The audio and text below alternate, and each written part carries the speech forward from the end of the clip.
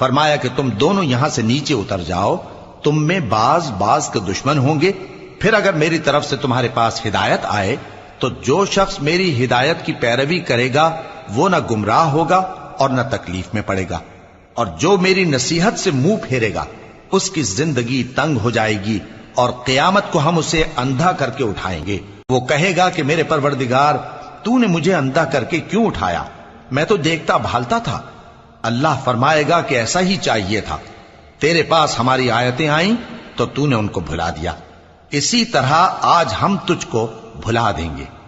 اور جو شخص حد سے نکل جائے اور اپنے پروردگار کی آیتوں پر ایمان نہ لائے، ہم اس کو ایسا ہی بدلہ دیتے ہیں، اور آخرت کا عذاب بہت سخت اور ہمیشہ باقی رہنے والا ہے۔ تو کیا یہ بات ان لوگوں کے لیے موجب ہدایت نہ ہوئی کہ ہم ان سے پہلے بہت سے فرقوں کو ہلاک کر چکے ہیں جن کے رہنے کے مقامات میں یہ